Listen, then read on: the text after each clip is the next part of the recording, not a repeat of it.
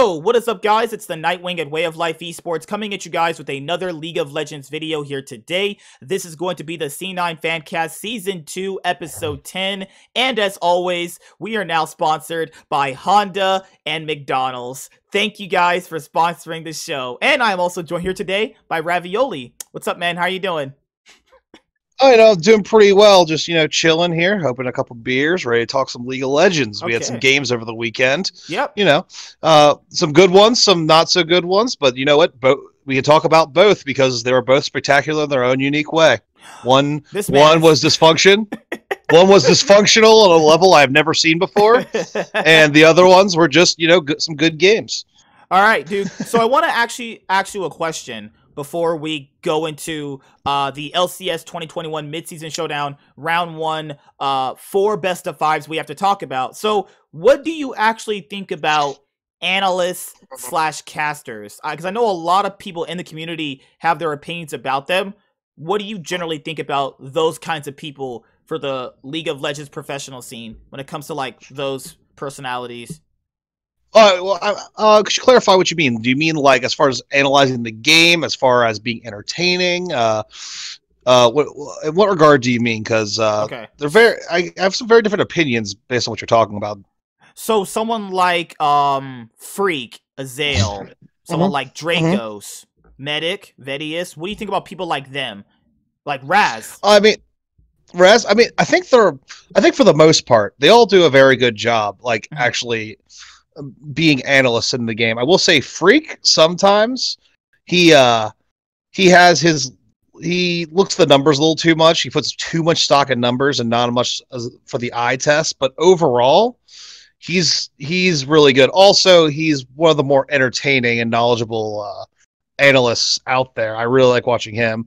Captain Flowers, in my opinion, is the best. Yeah. I think Captain Flowers is the best caster in the NA scene. Because like there was this like big giant Reddit thread that came up a while ago about what do we think of like casters and analysts and the the broadcast desk we have for the LCS, right? So there's a lot of ways to look at this, right? So most people know, if you've been watching League of Legends competitively for a very long time, most people know the people casting the game are not as good as the people playing the game, because there's a good amount of fans that come from a traditional sports background where it's completely reversed. The people that cast the game were actually at one point very, very famous pro players, and they ended up being coaches, and they have a long-standing career. So when it comes to like Jat. Just like Jat. So like in traditional sports, guys, someone like Shaq could obviously be on the ESPN desk, or later on he could be in an arena casting a basketball game. Obviously, well, he could be. But I'd like to point out, Shaq is not exactly a super well-spoken guy. I mean, like, he's not dumb or anything, but he's mainly present on the internet on the analyst desk because he doesn't have that way of speaking. He doesn't string his words together quickly and coherent, and not incoherently, but in a presentable fashion for fast play-by-play. So even like professional players, even if you're a pro player, you need to have something about you. You need to have a really high charisma to talk about the game in front of people, especially on an analyst desk like NBA Tonight or ESPN or any of that stuff. Yeah, because even in League of Legends, what people don't understand is like just because Captain Flowers is not as good at the game as someone like Perks. Now let's swap those roles. Could Perks deliver what Captain Flowers does to a widespread audience and make people enjoy it? See, that's the thing a lot of people fail to bring up, is like, you have to have, I'm not trying to be mean here, guys, to be a caster, you have to have certain qualities that appeal not just to the pro scene, it has to appeal to a very, very wide audience. Why? Well, to all audiences as well. Like, you look at Doublelift, right? People like watching Doublelift stream, but here's the thing. Doublelift not be an appropriate person to have on the official NALCS stream, because here's the thing, he just talks too much shit because you want to criticize, but you also just don't want to put your product in the dirt every single time teams are playing. I don't think he's capable of doing that. Because his personality, he's too cocky. he just criticizes everyone else a lot, which is why people watch him. But if you're trying to present your products to an audience, you need to provide context besides they're boosted, they're inting, blah, blah, blah. Well, what did they do wrong? Oh, they did this wrong for this reason. They might have been thinking this, but this is what happened. Here's what they need to do to get back into the game, and do it in a very, let's say, tone neutral sort of way. Yeah. You know what I mean? Because when you're factoring in what a caster has to do, it's generally something that a company who hires you wants you to do. Be professional, dress a certain way, be to work on time. And it's a thing as if, like, like people in the community would want probably a pro player on an LCS team to be a caster. Makes sense, right? They're knowledgeable. They've been playing the game competitively for a while. That makes sense from a fan perspective. But can that pro player appeal to a wide variety of audiences that we have? Casual, competitive, the guys that kind of leave the scene and come back, things like that, right? It's something where, like, basically not just being a pro player is going to apply to everybody. That person just might not be good at speaking, might be really bad at delivering his points. Like, do half of these, like, LCS players, they don't really do a lot of interviews, though. The interviews you see are from, like, the players you identify on a team as the star players. That's because when they're getting contacted for these interviews, you have to kind of factor in the organization that hires them is going to put up the best speaker, though. Some people just really aren't good at speaking, or even just talking in a large crowd, Right. Here's the biggest point that I'll bring from traditional sports. Bob Costas was the main caster for Sunday Night Football. Bob Costas never played any professional football at all. But here's the thing. He is one of the best to ever do sportscasting. You can't, just because you never played the game professionally does not mean you cannot analyze it. If you needed to be a professional player to provide analysis, we would not have nearly as many good casters. Because here's the thing. In order to be a professional at anything requires a certain type of person. And that person needs to be competitive, needs to be driven, they need to practice a lot, blah, blah, blah, and the natural talent. Having all of those things, and then also having the naturally high charisma and being able to having the vocabulary to effectively and efficiently convey ideas at a rapid pace is not something that you're likely to have if you're that skilled in whatever sport you're playing, especially like League of Legends. It's difficult because I know a lot of pro players, they don't exactly...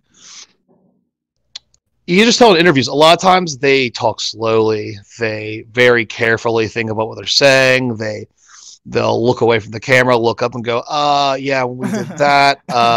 You know what I mean? Not saying none of them do, but it's just rare to have both of those talents. You need to have sportscasters who might not have been pros, but understand the game to a good enough level. Yeah, and this is the thing, though. It's like, League is such a complex game. You don't even need the best person to analyze the game perfectly. Sometimes the guy that's doing the shoutcasting just has to be a cool guy that everybody likes, that they can get behind, because the shoutcaster... I mean, let's be honest here, dude. Is the hype man. He's the hype man. They're supposed to get you hyped about watching the game. They're supposed to get you hyped about what the star player is going to do and what the other player is going to do to counteract that. The shoutcaster, like someone like Captain Flowers, is supposed to get me hyped about the game, get me hyped during the game, and get me hyped after the game. Someone like Kobe is supposed to give me that more of that analytical side of the game. And people, if you don't really understand these things, what percentages for League do we have? Like, these were numbers kind of a couple years ago, so take these with a massive grain of salt. I mean, literally a pinch of the salt. You literally... I got a rock right here. Oh my god. So, for the percentage... Hit me. So, like, what was it? Like, 10% of League players are Diamond, right? Something like that, right? The percentages for... it's even less. It's less than that. I know that, I think around I think around 85 to 90% of players were silver 4 and below before iron was a thing. Well, it's just because that. I mean, because here's the thing: silver 4 back when there was 5 divisions in each tier. Silver 4 was the average because it's based off your rank is basically based off of the percentage of players above you and below you. So most people would find themselves in that area, and as soon as you hit gold, you are actually above average at this game. You're above average. It doesn't mean you're good. Yeah, it doesn't mean you're quote unquote good. I would argue you are. You're just there's a lot of people better than you. Yeah. But yeah. So I think like something like 85% were silver 4 and below, and then you go up to gold 3, and that was like another 7%. See, and my thing, dude, is that when it comes to like these kind of things, people have to understand this. Yes, you can make fun of Azael, Mark, and Kobe for being diamond, but if you're iron, you have no room to talk. Yeah. Yeah. Also, when you're diamond, that's not the same caliber. It literally is not the same. Right. And I also like to argue, if you're diamond, you understand what's going on in the game to a good enough extent to understand what the pros are doing. Yeah. You have a good enough game knowledge, or your mechanics are that good. But in the case of casters, they understand the game. They understand what's going on. They're able to understand, like, they see 2 base items. They see, a pickaxe in somebody's inventory, and they realize, they're playing Caitlyn.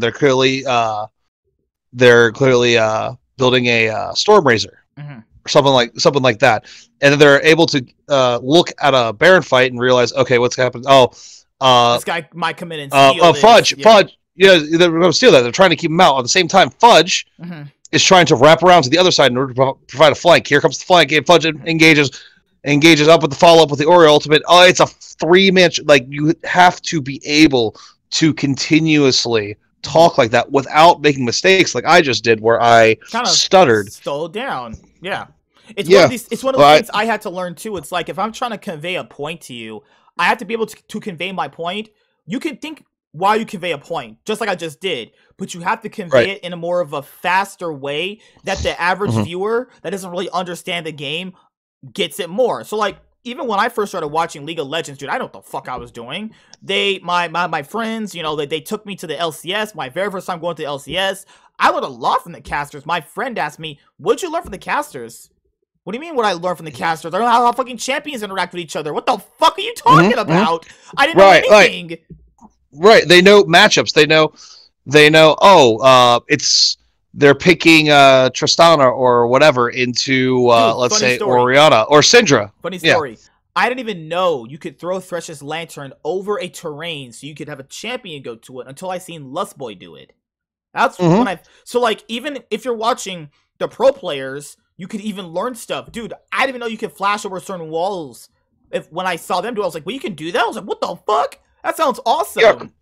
Yeah, because they understand the game. They understand that if your flash distance goes more than half of the terrain that you're trying to flash through, you go to the other side. Oh, yeah. Because the game... I learned that. Yeah, because the game puts you, when you try to flash, based on where you click and where you end up, the game puts you whatever side of the wall where you ended up is closest to. And then I also, even when people were playing Azir, I tried playing Azir. I was like, how do you play this guy?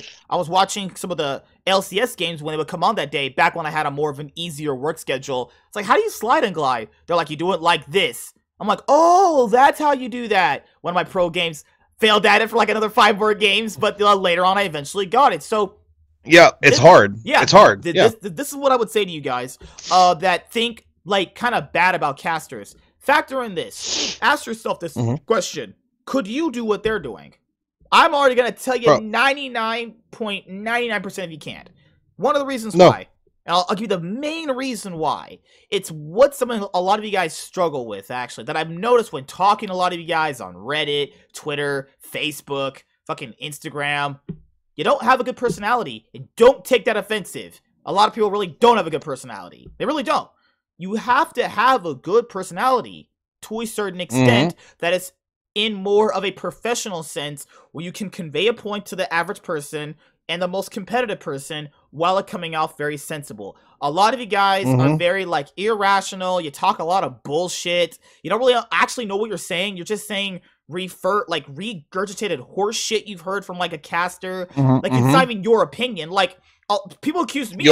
People accused us. Remember, of having like regurgitated opinions. Like what? We literally said our own opinion while saying theirs, but this is our opinion. Like I said, I do not agree with that. This is my opinion. You're right. Here's the thing. I also just might agree. Yeah, I might just straight up agree. Like if someone said, "Hey, would you rather go buy a car or would you rather build your own car?" If I said I'd rather buy my car, that doesn't mean that I'm gonna regurgitate what that guy says. I just agree with him. Like if Captain Flowers, right? If he says Skarner should have hit his ultimate right here at this point in the game, at this point in time, I analyze that game and I go, no, he's right. That's what you should have did. I'm not regurgitating that. That's the truth. He was just correct when people were giving Fudge a hard time for his performance in top lane, but they had the caveat of it. Well, he was in the lock-in tournament playing most of it against the two best top laners in the league, and he was getting targeted. I mean, that's just an observation of reality, right? Just because I have the same opinion of that, doesn't mean I'm just copying them. It's just observing reality. Well, it's just that's just what we see, you know? There was this one guy in the group where I said, hey, C9's playing bad today, and it wasn't even Fudge. I didn't even mention Fudge. I said, Blabber missed Hecarim ult. Perks got too far close when he didn't need to. Then, he was playing Tristan, and he, like, leaped forward at a wrong moment. No, he's playing Kaisa, and he, shot himself up at a bad timing. This guy was like, you're being too emotional. What do you mean I'm being too emotional? What? I just said stuff that happened in the game. He was like, you're not a pro player. You can't criticize them. That's the most brain-dead logic I've ever heard in my entire life. Right. It's because people have these opinions, right? They have an opinion and they work backwards and find evidence to support the opinion instead of looking at the evidence and then arriving at an opinion. Also, what these people who think they can be casters but really don't realize that they can't do is admit that they're incorrect or wrong. They'll give a million fucking caveats. Thank you so They'll give much. a million caveats, like, all right, I was wrong, but this, and this. But if you're casting, it's like those Zack Snyder fanboys where they're like, when you try to criticize Zack Snyder, they already have a fucking list of excuses that they're trying to give you and shit. Right. But if you're in a cast of a game and you say something incorrect and someone corrects you, you can't spend 2-3 minutes trying to, justify why you were wrong. You can't just sit there and justify like, yeah, I might have been wrong, but this and this. It's, oh yeah, maybe you're right, but back to the game.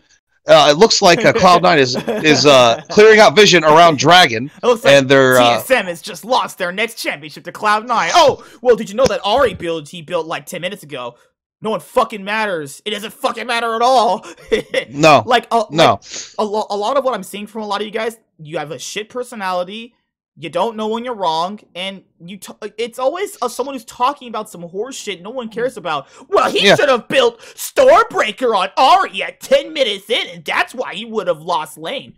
It literally doesn't matter. He's down like 40 CS, and he's 0-10. It doesn't matter. Right. Also, guys, it's also, when you say shit personality, it doesn't mean you're a shit person or like hanging out with you.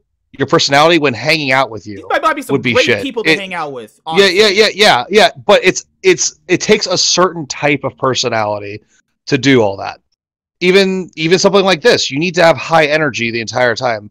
Having low energy in any type of video someone would watch is really bad. Some people make it work because they have a style and they probably have a good they have they have a good editor who puts up a lot of good images to go with their jokes, but that's their style, and the people who watch those videos expect that. But generally, you watch any YouTuber, any analyst for any professional sport, they have high energy. They talk like they just had 3 cups of coffee and a Bang energy drink, and then they snorted. God damn, you gotta get your heart checked. Holy fuck! Yeah, what have you been doing, dude? You need to get checked at the doctor. Everything. I mean, no cap. I do drink like about I'll have a cup of coffee and 2 energy drinks a day. Oh shit! I only drink these like once a day generally. Just one. You're drinking too much, you have diabetes. Fuck that. I mean, I wake up at 6 a.m.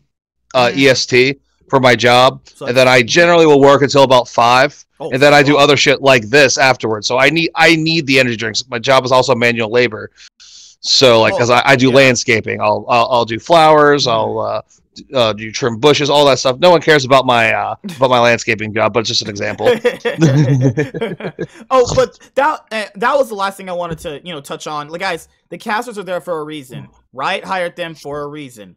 Now, you might disagree on their reasons. I might disagree on some reasons, but they are there for a reason. You're not. So, like, also be a little bit more respectful too. Like, if you were in that position, would you want to be talked to like that? Think about those things too. It's perfectly fine to disagree, but when you're going out saying like hateful words, like you're a fucking fag and your mom should die, stupid caster, I could do it. Like, come on, that's disrespectful. That's just wrong. Come on. Also, the last thing I want to touch on before we touch the games is, what do you think about this giant Ahri debate that's going on? People giving like these 90-word essays on Reddit about, here's how you play Ahri, and here's how you go in the lane, here's how you hit your minions. I'm like, bro, it's not that serious. I hate people like that who give out their fucking 8-paragraph essays. Bro, it's not that deep, man. Okay, she's not good. It's not good. She's not a good champion. Okay, dude. Cool story, man. Or maybe she is in a specific situation, and that situation is very specific and has very specific lane mechanics that make her good in that specific situation. But that essay you just wrote only works for this specific type of matchup and this specific type of team comp. Like, champions in the current League of Legends, because there's so many different champions with many different kits and many different niches they fill. One champion is generally not going to be good in some situations. Even if they're top tier, they're not going to be good in certain situations. Even Tristana will have problems, like, say, when the opposing team has tons of ways to zone her out, or have an assassin who can just stick to her, like, say, a Kayn, right? Her jump doesn't do anything if the Kayn just follows you, right? Maybe I'm off base there, but it's just kind of like an example, right? It's or it's like, hey, your opponent drafted Janna. Maybe it's not a good idea to draft Alistar because you just get hard countered. Alistar never gets to do anything because the Janna goes, oh, you're trying to engage? Well, here's a tornado. Have a day. It's like, dude, people don't understand certain things. Not everything is so black and white. And I also think these are a bunch of younger kids too, because a bunch of younger kids think this way. Everything is this way and that way, and there's no in between, and nothing else matters, guys. When you get older, or even Azir, Azir too. It's like when you get older, not everything is as black as white. You know what I mean? Like, not everything is the way you look at it. So, like, with the Ahri thing, the Alistar thing you brought up. Azir, yeah. Azir is probably has been debatably one of the strongest and best mid laner of all time, potentially pro player, right? But what happens when the opposing team drafts an incredibly aggressive comp that plans to win the game by mid game, or like Perks did? Remember, all of a sudden pick LeBlanc. That one game against you pick LeBlanc. Yeah, you just kill the Azir with your LeBlanc, and all of a sudden that Azir's scaling its power never comes to fruition. And then he's not a good pick there. And then after 100 of these beats their mid laner. Yep. Here's the thing. The Azir is only strong if he is able to actually get to the point of the game where he gets to be strong. If the opponent picks LeBlanc and you pick Azir, that's a bad pick. Oh my god! Or if you're Cloud9's mid laner, you beat 100 Thesis mid laner so badly they bench him for a terrible OC mid laner. Right. Or if your opponent picks Rel and then you pick Thresh, you made a mistake. That's not even a mistake. You're sniffing the crack. Yeah. Yep. They picked Rel and you picked Thresh. I'm sorry. You could have picked literally any other support and done better. A Set would have been better. A Leona would have been better. A Janna would have been fucking better. But Thresh? No. A Teemo would be too. Yeah, it's just your pick doesn't do anything because your opponent wants to get you. They want you to hook them. It was the same thing we had last week with Warren when I talked to him about Renekton versus Gnar. It depends on who you give your champions to. And Ahri, I think Ahri's a fine champion. But I think Mhm. Nico is just the better champion for a team-oriented thing. Because I think what Right. Ori does, Nika, Nico does better for like a competitive sense, you know? right. She's able to put out that burst damage and have apply CC, but what she's also able to do is have a big team fight ultimate. Yeah. That can do a lot of damage, and then she can also, use her abilities to get out.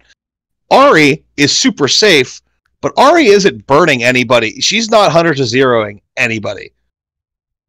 She's gonna sit there and do some damage. But if you pick Ahri, you have to pick a team where the damage is going to mostly come from elsewhere. You need to pick a hyperscaling bot laner. Yeah, if you're also picking Ahri, people need to realize you're basically playing a pick composition because Ahri can split push, pick off carries, right? But if you don't pick a correct pick composition, Ahri is essentially useless. And speaking of Ahri, she was picked this past weekend. So, guys, the LCS 2021 mid-season showdown round 1 is concluded.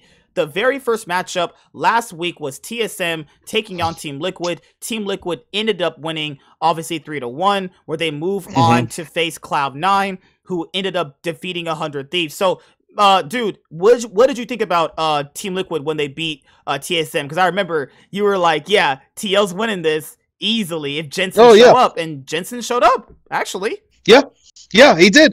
And I got to put this out there. I don't think PoE played bad per se. I actually think the series was not as lopsided as the score would suggest. Each game was rather competitive. I mean, TL looked really good, but TSM was able to hold their own in most of the games, and they did win one. But TL just showed they are by far the more consistent team. And they understand how to close out way better than TSM. They also their early game is just so much stronger than theirs. The most important thing that a lot of people remember from Team Liquid versus TSM in the LCS 2021 midseason showdown round 1 matchup was that TSM had the gold lead in game 1, and then they gave over that Baron where they either messed up in a team fight or they went on the wrong target. Your mental completely boomed. Like, dude, going over these drafts, when I was talking with them with Warren, when we broke down the games, dude, these were some horseshit drafts. Right. Why don't you go over the draft for game 1? Game 1, TSM draft, Renekton, Udyr, Azir, Misfortune, and Seraphine. TL draft, Gnar, Hecarim, Orianna, Jhin, and Thresh. Here's the thing. For TSM, what I didn't like is their Misfortune. Because Misfortune is a great mid-game champ, but doesn't she counter Jhin? For a time. But here's the thing. At a Baron fight, what would you rather have? Would you rather have a Misfortune or a Jhin ulting while the other team is in the Baron pit and just raining hell on them? It depends. Like, I think in team fights, if Misfortune works better. Well, yeah, unless she whiffs her ult. Yeah, true. It's really hard for a Jhin to whiff his ult because he has 4 shots. Once he activates it, he has 4 chances to deal damage. And even if he doesn't, the threat of his ultimate for that long of time is going to cause the opposing team to shift their position, probably to an imperfect way. Misfortune, and she activates her ult, the team just Mario parties and moves out of the ultimate. I mean, yeah, I think that's what we saw. I just don't like this composition from TSM because there's no engage here. What, Renekton dices in, stuns, Udyr runs at them and slaps them? The fuck is that? Yeah. The team comp relied so heavily on them being ahead and Renekton flanking. Yeah. And that's who was their support again? Seraphine. Seraphine. That's the other problem. You needed an Alistar. Yeah, that would have been great. But the issue here is, dude, is like they were winning this game. That's the crazy part. They were winning this game because they shitty ass draft. That's horrible. Despite what I said about them not playing as well in the early game, in this game they did. They played really well in the early game into the mid game. They were just executing with a subpar draft, and they were winning. However, like I said, TL's consistency.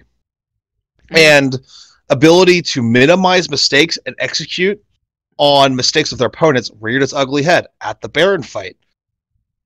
And TL got a Baron, and then they just equalized the gold, then came out ahead, and then just ran it down and just ran their lead down TSM's throats. And after this series, guys, Team Liquid ended up beating TSM 3-1. The last thing to talk about for this series specifically is TSM picking the Seraphine in Game 4. So there's two different ways you look at it. They need to over the draft, please. The draft for TSM in Game 4 versus Team Liquid of Round 1 of the LCS 2021 Midseason Showdown would be Gragas, Olaf, Seraphine, Xayah, and Nautilus. TL have Gnar, Udyr, Twisted Fate, Sivir, and Leona. My issue here is that TSM previously won with Seraphine in Game 3, right? So you're thinking to yourself, okay, we have to win this Game 4 to get to Game 5. And yes, Power View was 4-0 on the Seraphine. I know, guys. But the issue here is you need a carry mid laner to get yourself to Game 5. If he was going to play, because like you factor in, okay, he can play Seraphine mid and win you games. It's fine, but you need to do that in Game 5. You need to do that. You have to get to Game 5. Right. Here's the thing: Seraphine getting super ahead is not actually even ideal for them, because the thing, Seraphine is never going to put down the big damage to win a team fight. Seraphine's value is entirely based on her shields, her heals, and her AoE CC from her ultimate. That is the power of Seraphine, not her damage. So here's the thing. Being up 4-0 adds a little bit of damage, but in the end, she still does the same thing she would be doing if she was 0-0. You really wanted that on TSM's bot laner. That's who you actually wanted those kills on. That's who they should have been focusing on. And after this series, as you guys know, Team Liquid moved forward. Then you had Cloud9 taking out 100 Thieves. I mean, this was just a stomp. This was taking out the trash. This was taking out the trash. like 100 Thieves stood absolutely no chance. And Fudge brought the sauce. Fudge up in top lane. The nice bars of fudge I love eating at a fucking it was not store. it was chocolate covered fudge, maybe with some shades of licorice in there, and maybe with some giant nuts. You never know. Dude, he had some giant nuts. He took Someday to town, dude. He beat Someday. I was proud of this him. whole series. I was proud of him. Yeah, I was proud of him too. He proved that, hey, I can beat the best top laners in the league. I can do it. What I really liked what Cloud9 did was that even though they probably figured in he can't beat him in laning phase, who cares about that? Give him champions he can perform well on, like comfort champions. That's all you need to do. Well, even in one or two of the games. Yeah, Renekton, even in one or two of the games. Smashing. He was completely smashing them. I was like, he was this fudge in lane. I was like, what the fudge is going on? Over here, Green has half the split. He's now playing good. Dude, well, dude, he like I've been saying this all year, and you keep giving me shit for it. But here's what it's come to fruition. He's improving. He's getting better. He's improving every week, and he's finally at the point where I think right now we could place him like maybe in the 4-ish range for top laners. Probably, yeah. I think. Yeah, I would say so. Yeah, it's fine. That's fair enough. Honestly. Yeah, and also, here's the thing. Give or take, what happens this week coming up? Yeah, this week, if he beats Alfari, if he goes even with Alfari, maybe solidify top 3? I would say he has argument for number 2. Okay. If he goes even with Alfari, not even beats him. Here, I have with the 100 Thieves. It's mostly around them. So earlier on today, before we have the show, right? I was watching the Proving Grounds Academy, fucking whatever they're trying to do to develop town. Oh, yeah. Yeah, so whatever they're trying to develop town, this dog shit region, we have a fucking league, dude. So, people were arguing about Damonte and Ryoma. I'm sitting here thinking to myself, why do people always scapegoat problems to one thing? 100 Thieves' problems is not just mid. Yeah, no, it's not. Problem. It's an identity problem. Yeah. Because when they're not on an aggressive dive-based comp, they don't know what the fuck they're doing. Like, they can just pick, the standard team fight focused comps, but when they do that, they're not anything special. Yeah. Sure, they're better at it than like well, it's the same thing. Than like Dignitas. Yeah, but the thing is, that's not good enough to be. We fell in the trap too. Remember, we kind of fell into this trap too. It's like people were going, well, yeah, they were on Golden Guardians last year. They all played really well. They almost beat TSM and stopped for going to Worlds. This is what I said before we came even into this. We're on season 11. That's fucking crazy. Holy shit. The LCS 2021 season, right? Remember what I said, and I know I said this specifically. Are people overrating how well they performed last split? Because you have to kind of factor in teams peak at certain moments. Teams do well at certain moments based on maybe good reads on meta. Other better teams like TSM at that moment in time really underperforming. There's a lot of factors in, a lot of context people don't like really ever going over. Like even looking at 100 Thieves, somebody and Closer don't play well together. Ryoma, I don't know, plays like he's an amateur league or some shit. FBI and Louis are still pretty solid. So I mean, I think they're really good. Honestly, I still think in this particular case, I think their identity problems, where they don't play anything besides, really aggressive early game comps, is because their lack of really a good mid laner. Because the middle of your team, the middle of the map for 100 Thieves is just a continual point of weakness. So they have to play aggressive. Because if it comes to late game, he's not going to be up to snuff for the opposing mid laner. So picking a team fight comp against another team like TL, C9 is gonna, or even TSM, is going to be in a situation where you have a very big disadvantage in that specific team comp, because you're trying to mirror match them, but your mirror match is worse because your top laner is probably split pushing. Right? He's usually not there. Someday is usually not there. And when he is there, he shouldn't be. Because he feels like he has to, because the 4v4 for 100 Thieves is just weaker than the other top teams. Because you got Jensen, Perks, and PoE. Ryoma or Damante doesn't matter. That's just a bad time. That's 25%. That's 25% of your team fight. Because people said that they would have good synergy coming into this year so far. Then they did. But the issue here is people need to understand this. Like things change. The league adapted. Well, the league adapted, and then like you gotta factor in this, dude. Like when you start losing, things change. Like people's opinions of you start shifting. Like I am a firm believer, and like when teams start losing, they start losing faith in certain players. You start losing faith in how you can perform in the game. They ended the year on a high note, so maybe any other like synergy problems that they did have that people just overlooked started coming back up when they started losing more profoundly in a lot of like really crazy ways. Like they were one of the few teams to drop a game to Golden Guardians. People forget that, right? They're one of the few teams to drop a game to that dog shit team. Like, it's crazy, dude. And people are saying, well, Ziggs is the problem too. We don't even know what Ziggs does. How can we judge Ziggs? We have no clue what that guy does. All we can judge Ziggs by is his drafting. And in one of the C9 games, he drafted Gangplank, Nidalee, Orianna, Senna, and Zed. Yeah, it's... you're gonna pick...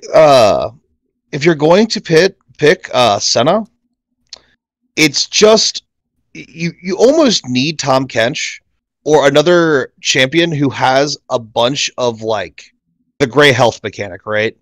Somebody who can mitigate the massive amount of poke you're going to be taking from the opposing team, because your support has to walk up in CS constantly in a lane where they're going to get hit by at least one of the opposing players every time they walk up to do that.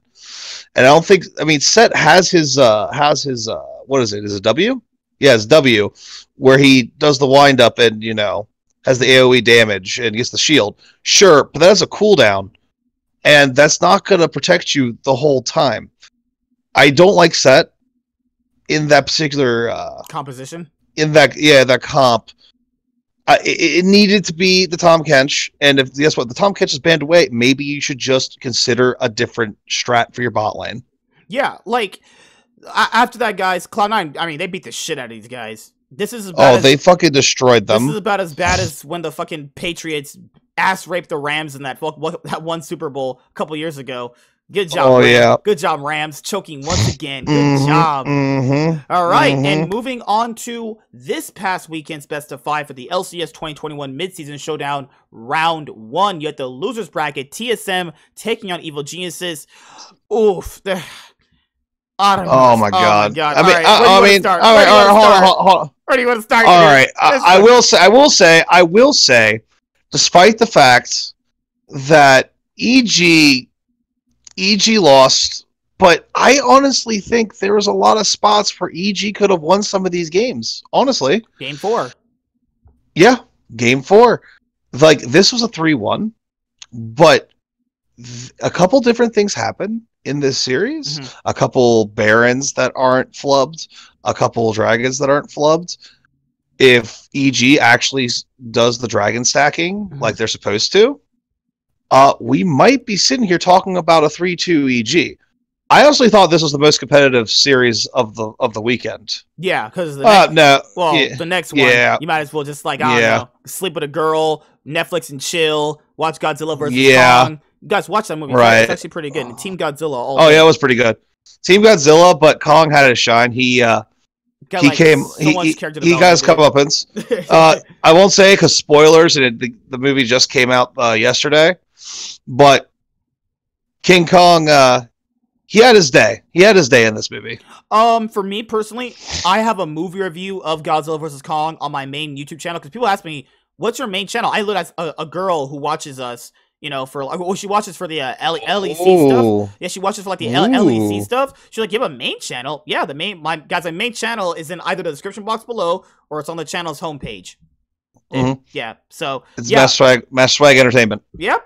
I'm doing there's a lot of things to work on, not for the main channel, but I wanted to make sure I'm making quality movie reviews where I'm going over just basically my criteria, because I felt like in my older movie reviews before that one, I would always go over stuff that other people would say for what their criteria is. I'm like, well, I don't have those criteria. These are what I look at in a movie, and it's all subjective, just like League of Legends is, because for TSM in their first game against EG, they drafted Nocturne, Udyr, Syndra, Xayah, and Rel. EG drafted Sion, Lilia, the Yasuo clone guy, Yone, Tristana, and Gragas. So there's a moment in oh my god. There's a Tristana, dude.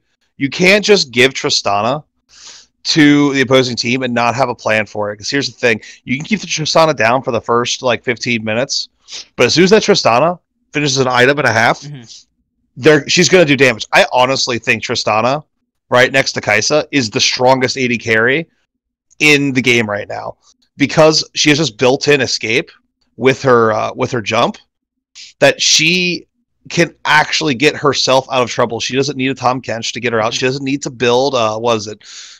The one that gives you a dash. The item that gives you a dash. Forgot the name. Gale Force. Gale Force. Oh, hey, what's up? What's up, Warren? But yeah, Gale Force. Yeah.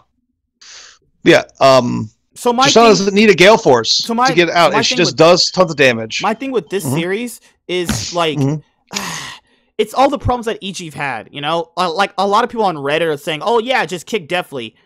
Fucking brain dead retards that exist on this planet. It's not. Just about Deathly. I mean, yeah, he's not been playing that good, but we're just gonna say Jizuke's been playing Deathly some all-star mid laner. What the fuck? No, here's the thing: you kick Deathly. Who's replacing him? At this point in the season, who's replacing him? Because guess what? If you decide if it's a normal split where it's 2 games a weekend. Yeah. If it's week 7 and you're trying to replace your AD carry, you can't bring up a rookie if you're in playoff contention. Because here's the thing, that rookie needs time to develop, and they're not going to be ready to face Sven or tactical FBI or tactical FBI. They're not going to be ready. You're just forfeiting. You need to ride out with Deathly until the split's over. My thing with also with a lot of people that talk about EG is that they never really mentioned Jizuke anymore. This guy did not have a good split. I don't care what no one says. This guy stunk most of the time. He was, I don't know, it wasn't even the same Jizuke. He just wasn't that. He's Jekyll and Hyde. Here's the problem. When he's on, yes, he's going to go ahead and carry a game. But here's the thing, he also loses you about as many as he wins. And that's the problem. If you're up against Cloud9 or TL or TSM, where their mid laner is just as good as Jizuke when he's on, as the best you can hope for is he's as good as your opponent, and then if it's bad, he's just gonna get stomped. Also, I like that in this best of 5, TSM gave Lost Xayah in most of the games, and they were like, it's what they did for Fudge and Cloud9, where you give technically your weakest player something that he can shine on, where it gives him the confidence to do well. And I liked how he played the team fights. Lost played well in the team fights. He got a lot of 3 quadra kills in the whole best of 5. I just don't even like the Xayah pick right now. Like for anybody, I think Xayah's he needs that. Like a player like that, he needs a pick like that. Well, for the escape, because he can't position himself well. It's just safe and reliable. You need something safe and reliable for players like that. All right, then prioritize Tristana. I mean, but it was taken away. Remember, you got to factor in. All right, it's taken away. There's plenty other AD carries. All right, what about let's see. Caitlyn has her net to go backwards. That would require him to actually win the lane. Right. But here's the thing: it's really easy to do that with Caitlyn, and also because of Caitlyn's range, you can stay way safer than with a Xayah. Like you put yourself in much less dangerous situations with that high range champion. Is my point. And the thing is, Xayah, yeah, she's safe, but she also does not have the output.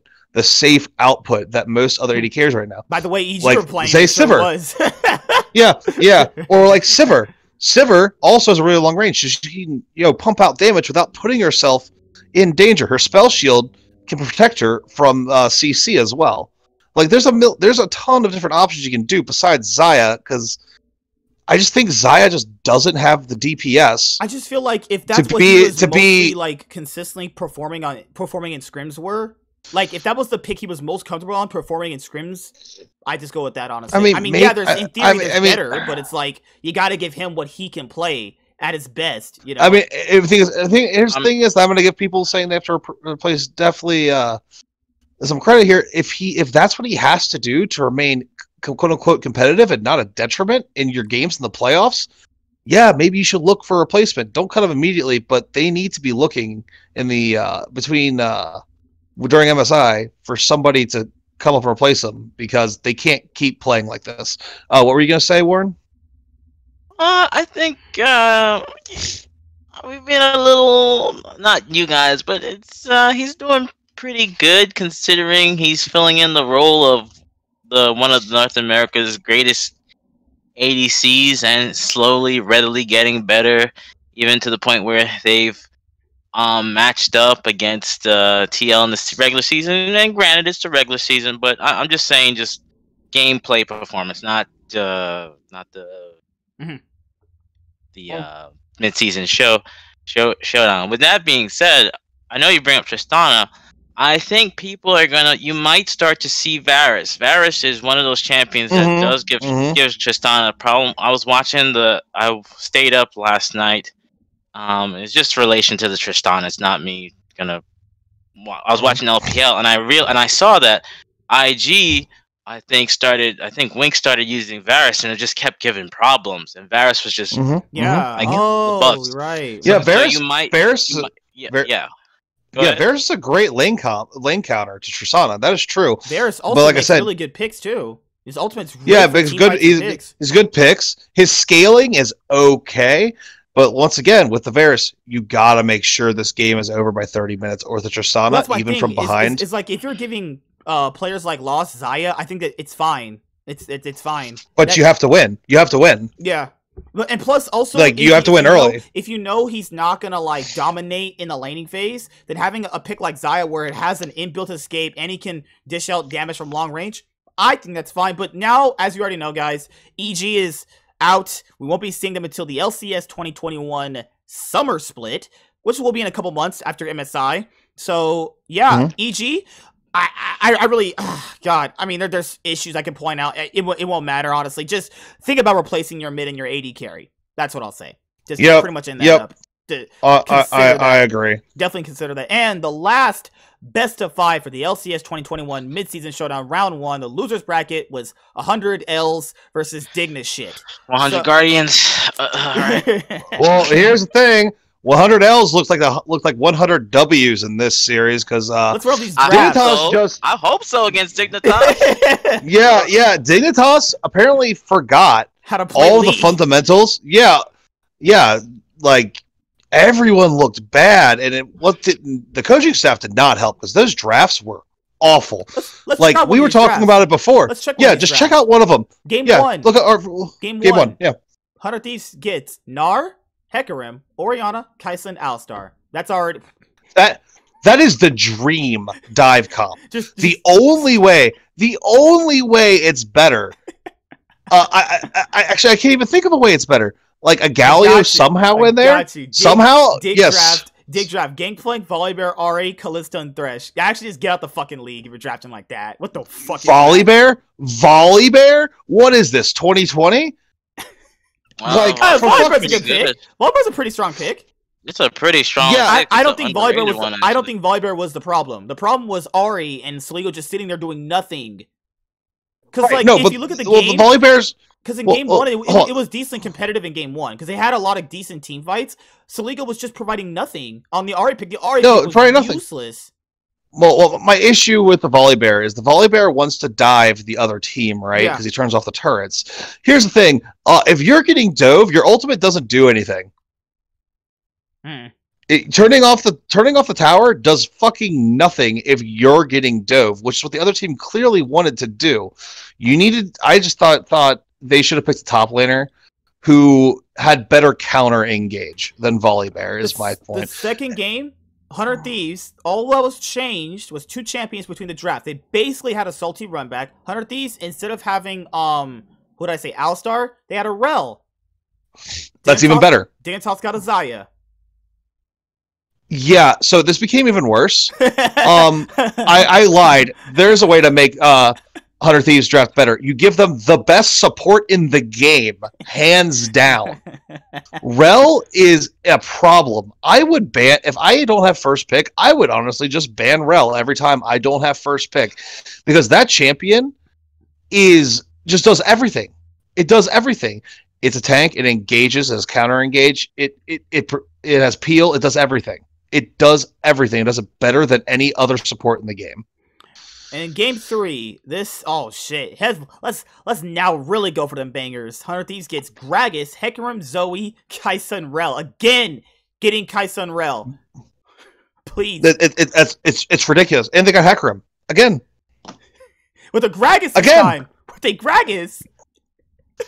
With a Gragas. Oh my god. The Hecarim fears them towards you, and then you throw the Gragas cask, and then their backline is up up the ass of your front line. Oh, by the way, the Orianna. He said it was an Orianna, right, in the mid lane. No, it was a Zoe. Oh, it was a Zoe. Oh my god, that's not worse. Because to be honest, the Orianna ultimate with a Hecarim is just backbreaking, but a Zoe's still bad too. Because here's the thing: the Zoe could just catch you out, and then your team is just gonna get fucked under tower because the Kai'Sa is just gonna dive after the Rel engages and just kill your backline. Dignitas get Renekton, Udyr, Orianna, Xayah, and Rakan. Actually, why am I going with the series? Drafting alone makes me want to blow my fucking brains out. Oh no, it was terrible. Terrible. This is bad. But the last one we'll talk about. Yeah, it's bad. The last one we'll talk about is Rakan. Is Dig. Yeah, what is themselves, right? Yeah. Rakan? Yeah, dig themselves. Yeah. Dig themselves. Okay, so Dig. What do you do Rakan. going forward? I hate you so much. Rakan. I just can't believe it. I just can't believe they picked Rakan into a fucking dive comp. I just can't believe it. No, Rakan was the perfect champion. They definitely knocked up their chances of losing this series while picking it. Oh my god. No, but in terms of Dig, I mean, overall for expectations going into the split, they overperformed, you know? Yeah, they did. I had Afro1 Dardoch in my all-pro teams. I even had Dardoch as my MVP. People said, why'd you do that? It's regular season, guys. It doesn't even matter. It's literally regular. It's a regular season award. That's the title of it. Now, looking at Dig right now, they kind of did brand themselves as an Dig in a org.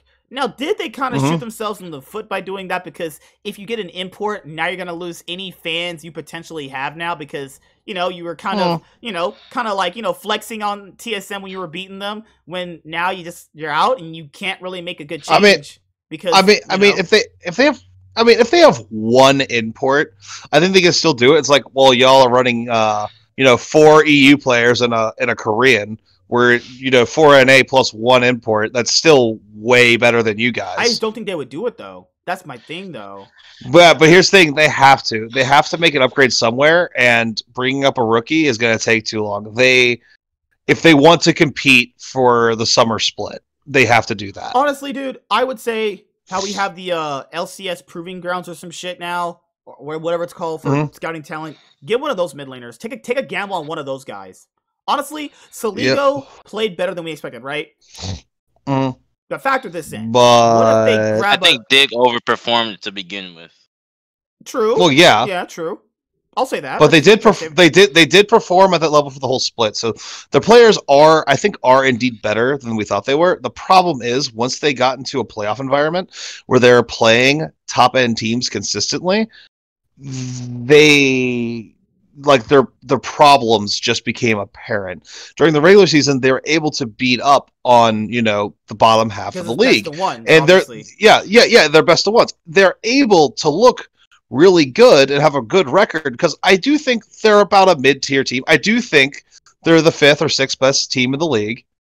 And they'll beat consistently everyone below them because they had Dardoch, probably the best of the 2nd best jungler in the league. And this game is very much based on jungling right now. Yeah. Jungle is the most important and the most impactful role. What I would say personally is just gamble on a LCS LCS mid laner in Academy. Why not? It's not like why not? It's not like Saligo is over here fucking putting out Demonte level performances in the past.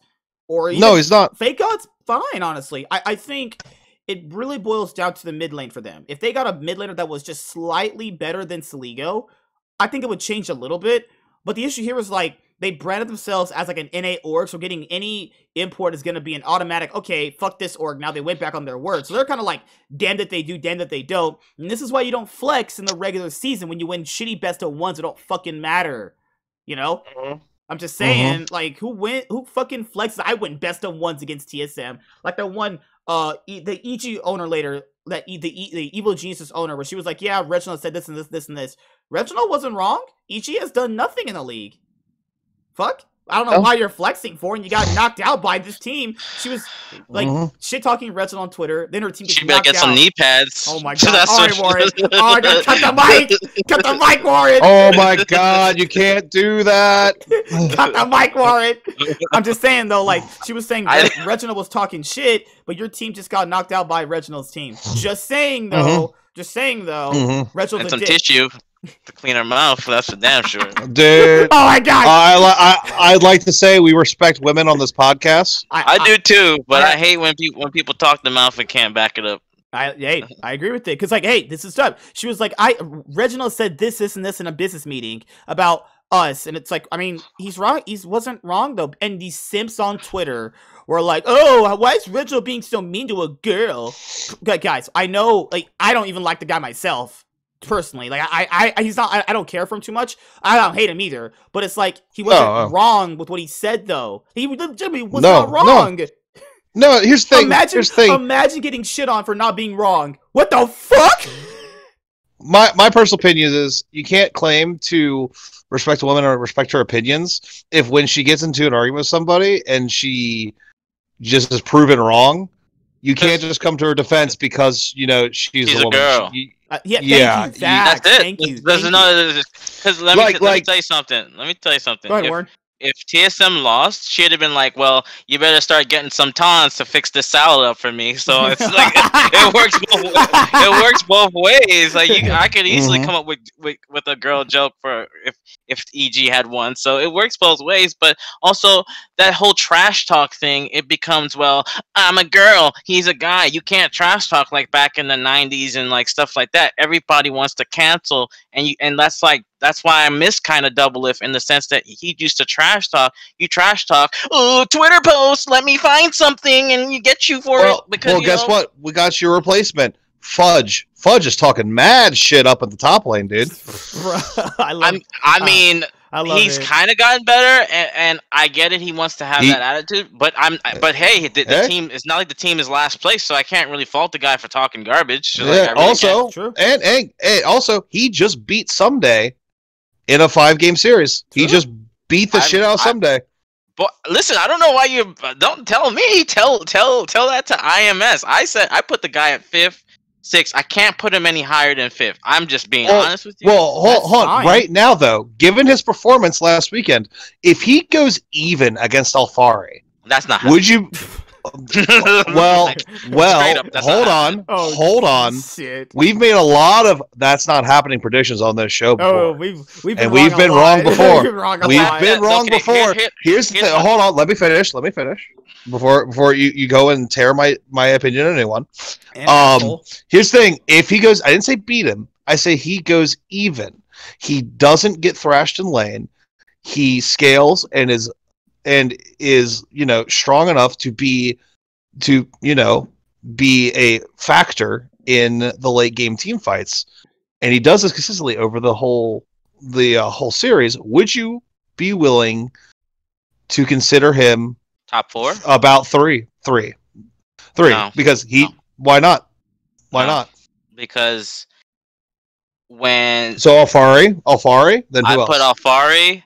The fact that Alfari, who is probably the blunt. If you ever seen this man's interview and see his stream, he is probably the most. Even though he comes off like somebody quiet, he's very blunt and honest to the core. If he says that someone he goes against is that good, I have to believe a guy that's always consistently 1,000 LP challenger is revered by most people, probably the best Western top laner.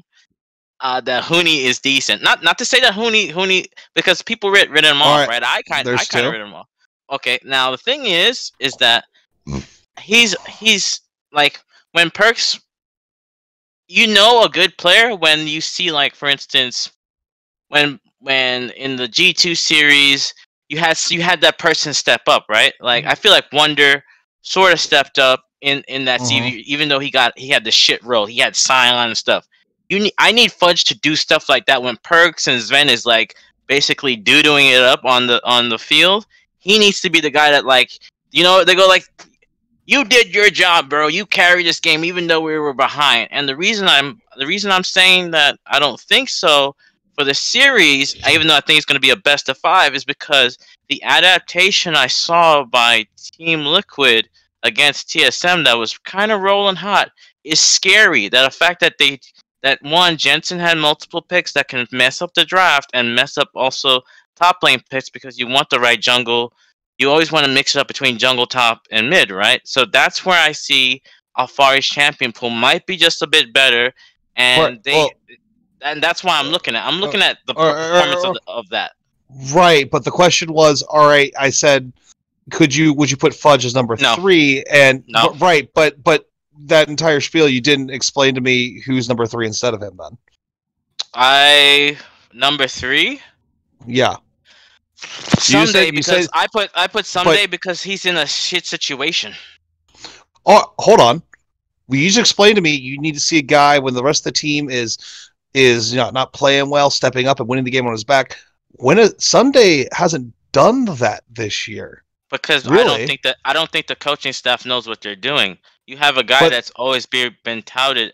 One second. You have a guy that's been touted as a good top laner. You just caused inner dysfunction by switching out someone that was a core, and instead of adapting, you don't think that could mess with people's mental, the whole team stand. I think there's more problems than we know. But you're giving Someday the benefit of the doubt, despite not doing your criteria all season. And despite the fact that Fudge has been improving every week this entire split, and also just I would hope the so guy, with 4 veterans around him. Well, he's not even a veteran to begin with, but that's neither near or there. But. Right, but also he just beat that guy consistently in 3 games in a row. Like, he beat him at his own game 3 times.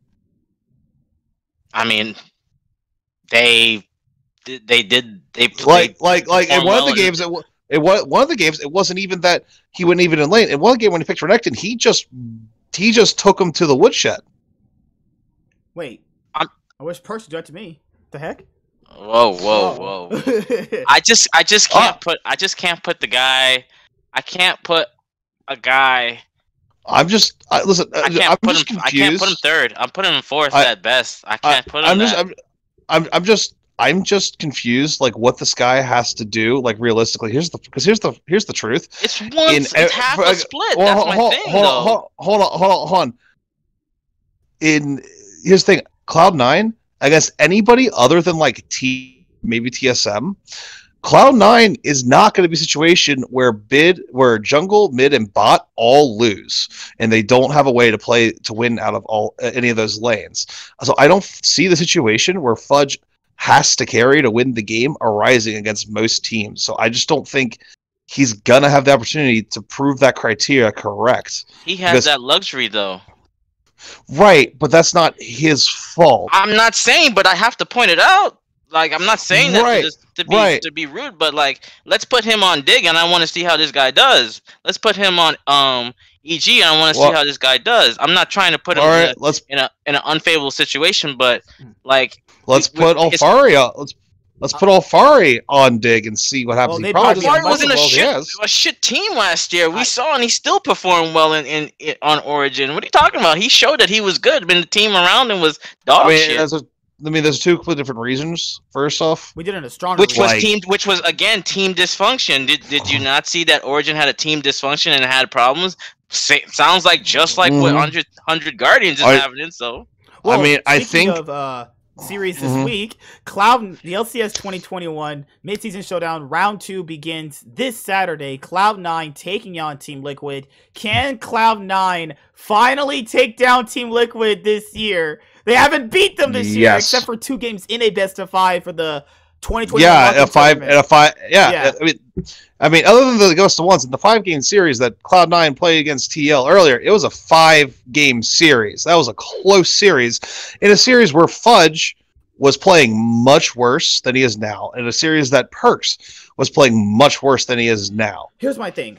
Okay, hold on. Let me ask you, before you do that, I want to ask you guys both one thing. Do you think Cloud9 is a better team now than they were during the lock-in tournament? I think both teams are better. Do you think they look better? I think both teams they both. I disagree. I think Team Liquid looks way more dominant during the lock-in tournament than they do now. Well, you gotta kind of factor in. Well, go ahead. I'm sorry. Go ahead. It's one of these things where, like, better well, how do they look worse to you then? That's what I would say. I mean, they win games. They are winning games, but they're not nearly as decisive and dominant as they were earlier. Because you really can't. That's why I say though, because you can't really count the locking tournament to a certain extent because a lot of people were just fucking phoning it in and shit. I don't know. A lot of the players were taking it seriously. Then again, a lot of the rosters weren't properly built. Not properly built. This visa and shit like that. Yeah, some of them. But during the knockout rounds, those teams really weren't there. It was mostly the top end teams playing. I think Santorin looked better beginning of the year than he does now. Yeah. Individual players, Jensen looked better then than he does now. But in terms of recency bias, he looked better last week, 2 weeks ago instead of now. It's just. Right, no, that's the biggest thing.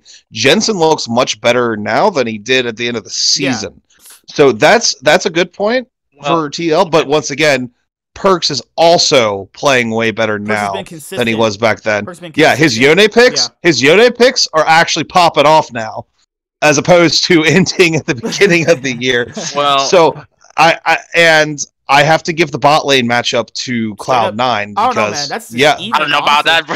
That could be that's gonna come down to who drafts better. Like even if you said Sven is better than Tactical, Corjay is better than Vulcan, it's like I don't know, dude. Vulcan has been every bit as good. I'm not saying Vulcan's bad, but the issue is you can see where because even if you were to give it to Sven, over Tactical, which is fair because Tactical's kind of into the way a lot of games. Core JJ's Mhm. right there, even with Vulcan, maybe better in some scenarios. Yeah. It just depends, honestly. It depends. I honestly think Vulcan's played better. It's pretty close, but here's what I have to look at. Those are two superstar supports. I'm not going to give the edge to either of them over the other one, but we'll look at AD carry. Sven has just been better.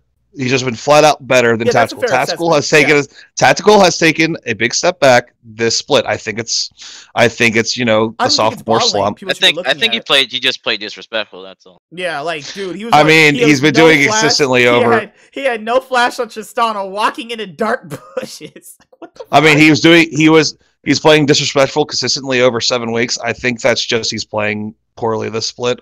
So I think for this matchup, it boils down to the jungle, actually, because I genuinely think Blabber is better, and I don't think Santorin really offers TL pretty much anything. I know people have been kind of like talking shit about that. It's like, I'm sorry, it's just how I see it. Like, I don't think Santorin takes them to the next level. I just don't see it. But then again, right. Alfari and Fudge, it's one of these things where if Fudge can play as good as he did, if Fudge can play as good as he did against 100 Thieves, if they just give him the picks that he can play, Scion, fucking Camille, Aurelia, what else did he have? Renekton. If he could play those champions as good as he did against Someday, there's a good shot C9 win, right? But I have to have the leeway for Alfari too. Alfari's not been a piece of shit the whole split either. He's been the best top laner. No, he's been the best top laner. Yeah, like I said, it all comes down to if Fudge can tread water and be relevant in the late game, then I give the edge to Cloud9 because this series for TL is going to come down to two things. Can Jensen and Alfari basically perform well enough, more than their lane opponents, to give them the win? Because I think Cloud9 is just their late game shot calling has been on point. If Jensen can play as good as he did against Power Vivo, where he's picking Silas, TF, and roaming around the map and having a good old time, Ari, that's gonna be hard. Right. But Perks, he can do that too. Perks can do that too. And also, here's the thing: the Perks playoff buff is a very real thing. He's so clutch in playoffs. We've seen him do it for how many years now? Like, dude is just built different, and we started to see it last. I guess 100 Thieves is not probably a good example. Yeah, because the whole Cloud9 team just took a big fat dump on 100 Thieves. Kind of hot, just to be honest. But no, I do think over the course of 5 games, I think for sure Perks wins 2, Jensen wins 1, and then the other 2 are up in the air. I think Jensen can win 2 more to win out the series, but I also think Perks can just win more often. It depends on which bot lane can win, though, because both bot lanes are able to get 2v2 kills depending on whatever matchups they have. It's not like one is just going to get super dominated and one's going to start taking massive shits on the other one. You know? Like last time they faced, remember? Sven and fucking it was... Did they play? Did they play Kate? Yeah, it was Kate Morgana, and they steamrolled that lane. Unfortunately, it was just the situation where TL just lasted long enough to have their bot lane scaling. You're right. Overcome it. And that's the thing. That's the thing about Caitlyn. You have to win. You have to win. If you're playing in the bot lane like that, they should not be messing up. Like, guys, it's Black Shield and Caitlyn traps, and that's like OP as fuck. Like. Warren, what do you think about this series? Actually, you've been quiet. You fucking motherfucker. I just wanted Raviel to get his thoughts and yours. I believe it's a best of 5, and it's going to be the best of 5 we've had. This might be the finals because This might be the finals.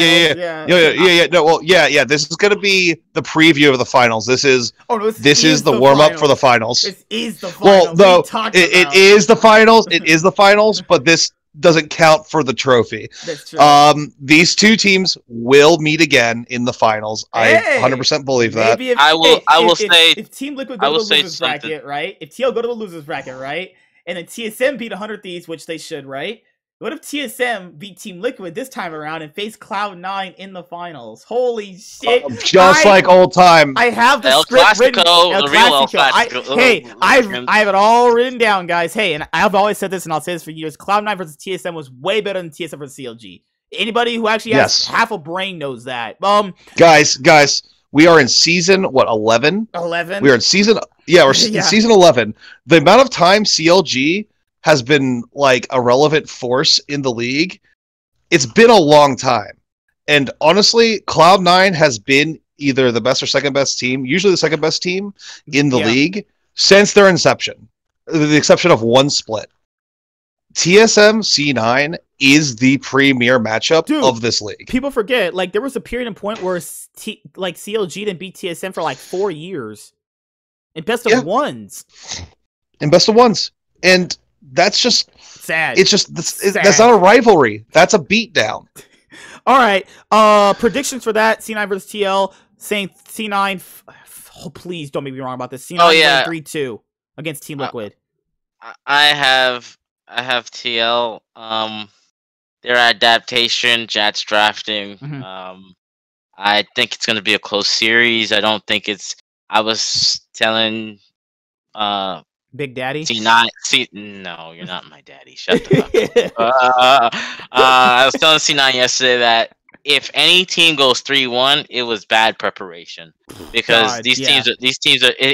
That's just a disservice to see these two teams just go that way. And also, I just feel that where Jensen to me showed that he's figured out what he needs to do. He's the cog to help other lanes. And I think it's going to sound sad, but I think this series found his identity. Jensen, we need you to do this. Okay. He's a better Niski in a sense, in my honest, I'm not saying he's Niski. I'm just saying he fits the team's role when they need him to play a role in that sense. Yeah. So. I think they have different play styles, but I kind of understand what you mean. And they have different play styles. Yeah, Niski's gonna have to prove himself this week too against. Yeah. Niski will win. So Niski, go Niski, you can do it, bro. Yep. I see this going one of two ways. If TL win, I think TL will win 3-2. However, I think Cloud9 winning, which is my pick. I'm actually thinking 3-1 Cloud9. Are you on that copium shit people are talking about nowadays? These no, these kids no, because here's my thing. I think Cloud9's gonna win, and I think in the situation where Cloud9 wins, they're able to neutralize top lane. And if they neutralize top lane, I just think Cloud9 have the better advantages in most of the other places of the map to win. All right. So. And that pretty much covers that matchup. You have me 3-2, Ravioli 3-1, and Warren is 3-2 Team Liquid. The next best of 5 on Sunday, TSM taking on 100 Thieves. This is a rematch of the LCS 2020. Sorry, this is a rematch of the LCS 2020 Spring Split Playoffs losers bracket last year. Actually, Ryoma lost to Bjergsen in a nail-biting best of 5 for 100 Thieves. Almost beat them, and now you have a deja vu matchup again. And guys, this is even more one-sided stomp than the other series was. God, there, I was gonna say right now, TSM need to win 3-0. Why would you lose to this horseshit team? They're playing so bad right now. Like it's so visible how bad. Like TSM going to 5 games against this team probably means they don't make the finals. Let's be honest here. TSM is so much better than 100 Thieves right now. It's true, but here's the thing. 100 Thieves does have good players. If 100 Thieves can get a good dive comp, like say they get a Rel Kaisa, or they get like Hecarim Kaisa or something like that, they can pick up a game. I think they can pick up a game here. Is there any chance 100 Thieves upsets TSM? No, I don't think so. If they're stupid. The mid lane gap is too big for them to win 3 out of 5, I think. So I think 100 Thieves can potentially take a game, maybe 2 if Jat is having a stroke that day and just gives them what they want. Bjergsen? Oh yeah, Bjergsen. Yeah, you're right. My bad. Bjergsen has a stroke. They all look the same anyway. It doesn't matter. They're all white guys. All white people look the same. I'm joking. Anyway, I'm calling this 3-1 TSM. I say 3-0. 3-0. I'm saying 3-0. By the way, the only I don't mean to be disrespectful to any 100 Thieves fan, but I would be okay if TSM lost because I would not want 100 Thieves winning the whole mid-season showdown because I don't see them performing well at an international event. You think they're That's going to my Worlds? honest opinion. You think they're going to Worlds Showdown this year? Oh fuck! They're not getting no, shit. I mean because the mid-season showdown is only one team, right? Yeah. And I would so rather have Team Liquid or C9. That's just me being, like I said, the most realistic TSM fan. I would so have one of them winning the tournament over 100 Thieves because I just don't see how they're gonna go up against these other teams from all the other regions. I just feel like TL and C9 would be just more adept to it too. Just imagine this, like Faker versus Ryoma. Just don't even go to the tournament. Just stay home. Faker versus Ryoma. Mercy on his fucking oceanic soul. I just think, okay, so like top lane matchup, Huni versus Someday. I think Huni can handle his own up there. Someday's probably better. He's probably better. I think Huni can hold his own. Spica versus Closer. Spica more recently has been playing better. Mid lane, don't even count that. Ryoma, bless your soul. Bot lane, Lost and Sword Art versus FBI and Huhi. Both are pretty competent bot lane. Honestly, I think that's the one part 100 Thieves has the edge. I think FBI and we just have Hui have just I think it's just the better bot lane. If they're gonna win, they have to go through that. They have to do dragon stacking and be aggressive early if they want to win some games. If Sword Art can roam consistently out of the lane and leave Lost like on Xayah, like they did against 100 Thieves, I think they do have a good chance of winning this series. I don't think TSM, like if they go to 5 games like they did last year, they're not good. The 100 Thieves are not good.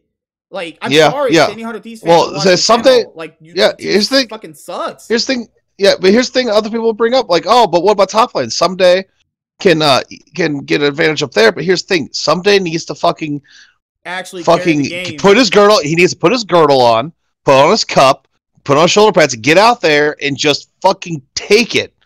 Take top lane and just shove it down their throat, because otherwise that mid lane gap is going to just keep getting bigger and bigger and bigger. Here's my scenario, right? So look at this. All right, TSM are down 0-2 in the series. They gotta win game 3. They sub in Lean on the top lane and sub in Doublelift in the mid lane. Oh my god. No, they call up Sneaky. They bring in Sneaky to play Tristana mid. Tristana mid Sneaky. Let's go. They sub in Sneaky over Lost. To be fair, Lost and Sneaky would be a pretty nice bot lane actually, but you know. I think Sneaky and Ignar would be great. I agree. Warren, this is your team. Who are you picking, man? 3 if they lose their mental, it could be a 3-2 series, honestly. So I don't know. I think Bjergsen's gonna take out it's so sad because in the LPL and LCK they say they take out the belt. So what do? They take out batons or throw water balloons at you here. I don't know. They get switches. They send you to the welfare office. That's where they send you your fucking paychecks now. They send you to They send you to the ghetto and leave you in the dark alley, I guess. So. Especially in LA. I don't want to be there in LA in a ghetto. Holy fuck! I don't want to die. Yeah. So I think. I don't think TSM wants to lose, and the mid gap, top gap. I'll revise the prediction. 3-1. Mid gap is maybe they might win a game. 3-1. It will. Well, 3-1 for sure. It's just the mid gap and top gap. Jungle's pretty even. I think Closer's. Yeah. I think Closer's champion pool is being kind of revealed to us in a sense. So. Yeah. Holy shit! We got there 3-1. We all agree. It's true. But people said, but these are all the top 4 teams everyone predicted by the end of the split. Yeah, but that would require you being a silver retard and not looking at the actual games. In context, yeah, these are the 4 teams people predicted to obviously be in playoffs and top 4. True. But did you watch these games 100 Thieves been playing? That's different, though. I mean, I have been watching. I will say I did predict 100 Thieves be in 4th place. That's true. I think you're the only guy that had him at 4th. We all had 100 Thieves 3rd. But to be fair, preseason expectations are generally out the window when you start seeing games. But I predicted I predicted them before we even played the lock-in tournament, though. I really like their team. Maybe it was recency bias where a lot of people thought they were going to do well, and I said the same thing. Don't let recency bias, screw you over when you're talking about, expectations for a team and what you're setting up for your criteria for your own list. It's just like, you got to consider these things when you factor in talking about these teams at all, but that's pretty much it. 100 Thieves' issues. People stop saying it's mid. It's not all mid lane. Their drafting stinks. Their drafting literally stinks. And it doesn't matter because Dig gave them 5 power picks every single game they had. So they didn't even get exposed in drafting against Dig. Hopefully TSM can do that, So I'm saying 3-2 for Cloud9 and 3-1 for TSM. I personally think here's how it's going to go. C9 beat Team Liquid. They're going to go to the finals.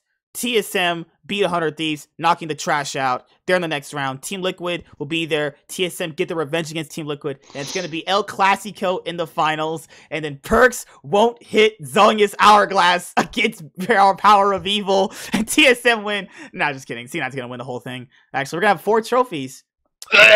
4 trophies. Warren, we can hold the trophy from you since your team won it last foot. Give us the trophy. I guarantee we'll take care of it better than you. Hey, I also guarantee you Cloud9 will put up a better show internationally than TSM will. I don't doubt that. Last time. I'm not gonna question that. I'm not a fool. Yeah. Anyway. I know you're fishing for something, but I'm not a fool. Yeah, Ravioli, what are you doing? Hey, you gotta try to make the content. That's all I'm saying. You gotta make it spicy. Unless you want to be like LS and you want to have a 5-paragraph essay about why Renekton is bad. I mean, hey. Or you could be like people in your Discord that talks and then only talks when a team loses. Not gonna say names, nickname but Oh shit. Or you could be Evil Genius. Or you could be Evil Genius's owner, where you talk shit and then you get smacked around by that same guy's team in the best of 5 pretty convincingly. I think the kitchen's looking really good. So. Oh my god! Alright guys, I'll see you guys later. Like, comment, subscribe, most of all, enjoy. I will see you guys back here next week where we'll see Cloud9 in the finals, obviously, and TSM fighting for their lives in the losers bracket, where they should be. Always the losers. But they have the trophy. Warren, give us your damn trophy. We deserve it. Give me that trophy, man. Alright guys, peace. See you guys later. Goodbye. And I'm gonna go beat the fuck off. Wait, I'm still recording. Fuck.